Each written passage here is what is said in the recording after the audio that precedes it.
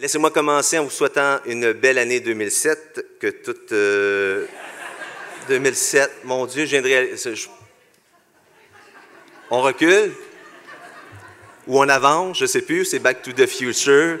Une belle année 2017, que toutes vos aspirations se réalisent, autant qu'elles soient professionnelles ou personnelles. Alors voilà, on souhaite une belle année ensemble et à réaliser les différents projets qu'on a sur le feu en ce moment. J'aimerais vous remercier pour votre présence à cette version plus matinale de notre traditionnelle salutation de début d'année. Évidemment, il est toujours agréable de lancer ensemble cette deuxième session de l'année scolaire. Comme à notre habitude, et après mon petit laïus, nous poursuivrons avec une reconnaissance envers nos collègues qui œuvrent pour nos étudiants depuis 25 ans et l'hommage bien mérité à ceux et celles qui ont décidé au cours de l'année de prendre leur retraite. Tout d'abord, je saisis l'occasion qui m'est donnée ce matin afin de saluer les nouveaux membres de la grande famille d'Édouard. On me dit que nous pouvons compter sur une dizaine de nouveaux professeurs cette session et d'une trentaine de nouveaux employés administratifs, soutien professionnel et cadres pour soutenir nos directions.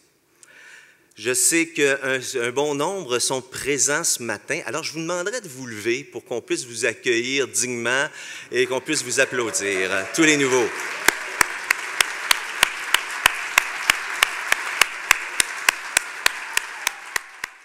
Je vous mentionnais lors de notre rencontre du mois d'août dernier que les défis anticipés pour l'année 16-17 peuvent être des opportunités qui vont permettre de maintenir nos acquis et même de nous développer. De cette manière, j'aime les voir comme une occasion qui nous est offerte d'inventer un nouvel avenir pour le plus grand cégep au monde, comme le disait si bien mon prédécesseur et qui nous a légué cette expression, pour le bien de tous nos étudiants, de nos professeurs, de notre personnel et de notre communauté. Je vous le disais alors, et j'y crois encore plus aujourd'hui, la clé de la réussite de notre démarche sera collective et devra être empreinte d'une bonne dose de bonne volonté, de respect et de créativité. C'est ainsi que nous saurons nous réinventer et faire les choses autrement. J'aime cette citation attribuée par certains à Thomas Jefferson et qui résume bien notre état d'esprit. Si tu veux quelque chose que tu n'as jamais eu, il te faudra faire ce que tu n'as jamais fait. 2017 sera donc une année particulièrement importante pour la grande communauté d'Édouard.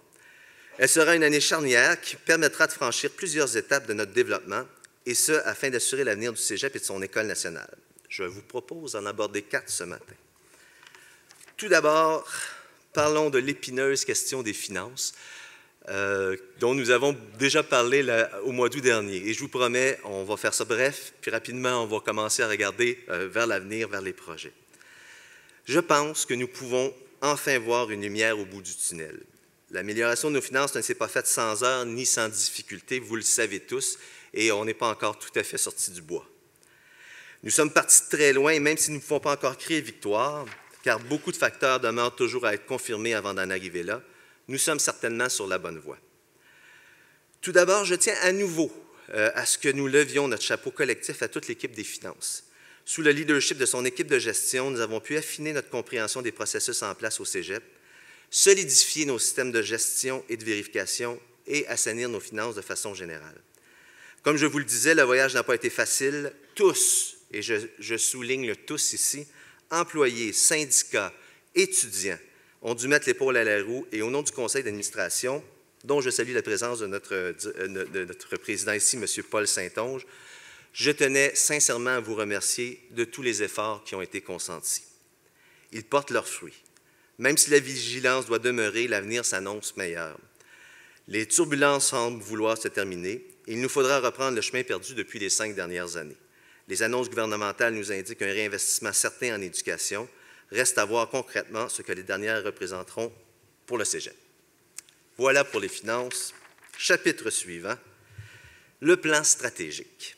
Nous voilà à la fin du plan 2012-2017 et nous amorcerons tout au long de la session l'importante étape de son bilan. Vous le savez, un plan stratégique s'échelonnant sur 5 ans est un exercice important demandant beaucoup de rigueur, exigeant des suivis serrés, surtout se terminant par un bilan qui nous permettra de construire le prochain. Nous sommes donc à cette étape et tout au cours de la prochaine session, les équipes de chaque direction seront interpellées afin de compléter ce bilan.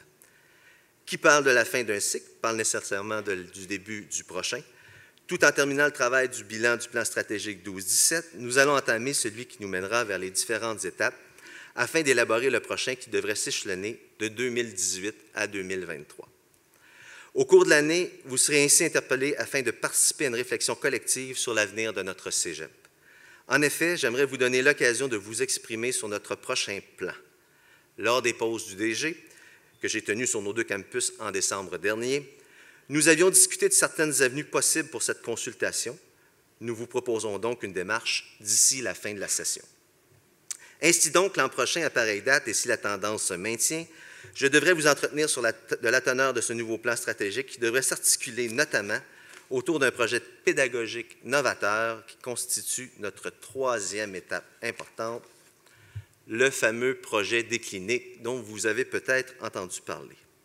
Lors de ces pauses DG, je vous annonçais la volonté de la direction du Cégep d'examiner la faisabilité de développer sur notre campus de Longueuil un tout nouveau bâtiment qui pourrait accueillir, entre autres, nos cliniques ouvertes au public. En résumé, il vise à regrouper tous les éléments, et ce, au sein d'un espace commun, de notre concept innovant d'arrimage entre la santé et l'éducation que représentent nos cliniques communautaires. Vous ne le savez que trop, elles sont dispersées au gré des espaces disponibles sur le campus de Longueuil et souvent difficiles d'accès pour notre clientèle âgée. À ce noyau de base, nous pourrions également imaginer l'ajout d'une clinique en pharmacie ou en pédiatrie avec notre partenaire universitaire, l'UQTR. Notre projet comporte essentiellement un potentiel, mais surtout l'objectif de plonger ou de replonger, parce que je pense que c'est déjà dans son ADN, notre cégep au cœur de son quartier et de sa ville, tout en répondant aux besoins de formation, autant au secteur régulier qu'à la formation continue et au service aux entreprises. Une vision au bénéfice de nos étudiants et de notre communauté d'appartenance qui inclut la valorisation de tous nos espaces ouverts au public, dont la bibliothèque ou encore notre centre sportif d'envergure universitaire. Évidemment, nous pourrions aussi imaginer y inclure d'autres types d'installations communautaires, animées par nos étudiants et nos professeurs, intégrant des technologies favorisant la créativité et le travail collaboratif, de type Fab Lab par exemple, dans un espace vaste et lumineux ouvert à tous. Le fameux tiers-lieu dont on parle qui permet à une communauté de se rencontrer pour partager le savoir. L'étude d'avant-projet réalisée par la firme Intégrale Jean Baudouin, l'architecte derrière la fameuse terrasse rouge rue Saint-Denis, nous a offert un éclairage intéressant sur ce possible projet, et ce, dans le cadre de notre futur plan stratégique 2017-2020. C'est d'ailleurs de cette étude que nous avons tiré cette représentation préliminaire de notre vision. Ça a quand même pas mal de gueule, hein, avouons. Et évidemment, peut-être qu'à la fin, ça ne se terminera pas comme ça, mais l'idée, c'est de se projeter, de rêver, c'est ce qu'on s'est permis de faire. Donc, une image inspirante. L'étude nous a également permis d'amorcer des discussions préliminaires avec des partenaires potentiels, dont la Ville de Longueuil, le ministère de l'Enseignement supérieur et nos députés locaux. Lors de toutes ces rencontres, le projet a été accueilli avec enthousiasme. Mais vous le comprendrez facilement, nous sommes encore très loin de la première pelletée de terre. Il nous faut encore réaliser une étape cruciale, soit une étude de faisabilité formelle. C'est pour cette raison que la direction des études nous a gentiment prêté un de ses directeurs adjoints, M. Lin Jutras, que vous connaissez sans doute, afin qu'il se consacre à cette session à cette étude. Il devra, entre autres, identifier tous les éléments du projet, incluant les activités qui seront offertes, mais également en proposant un montage financier identifiant les partenaires privés et publics potentiels afin d'assurer la viabilité d'une telle entreprise. Appelons-le pour tout de suite le complexe des cliniques collégiales communautaires du Cégep Édouard-Montpetit, le complexe 4C. Ce n'est pas un nom définitif, on n'a pas encore fait le débat, mais on voudrait quelque chose qui fait image. Conceptualisé selon le principe d'arrimage entre la communauté collégiale et les citoyens, donc ce complexe s'inscrit parfaitement dans nos valeurs humanistes au carrefour de l'éducation, de la santé et de la communauté. En ce qui concerne l'ENA, nous sommes aussi à réfléchir aux priorités qui permettront à notre grande école de demeurer un chef de file à l'échelle mondiale. La 4e révolution industrielle, l'arrivée des nouvelles technologies, le développement de l'avion écologique, la mise à jour continue des compétences des employés, l'augmentation prévisible de la demande de main-d'œuvre dans un contexte de globalisation sont autant de défis auxquels l'ENA devra faire face. C'est grâce à une stratégie concertée et des projets mobilisateurs que nous pourrons relever le défi. Pensons, par exemple, à un RV6 à propulsion électrique, à l'intégration des drones dans le cursus de formation, à des laboratoires intégrant pleinement les nouvelles technologies, ou encore au rehaussement de nos espaces communs afin de projeter l'image d'une école en phase avec son époque. Nous sommes déjà en mouvement sur ces différents dossiers.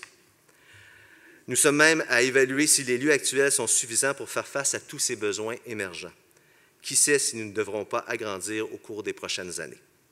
Déjà, la présence de nouvelles cohortes des Forces armées, l'arrivée prochaine du Learjet offert par Bombardier, ou encore l'ajout du nouvel aéronef au CTA dans le cadre du projet de recherche sur les opérations aériennes.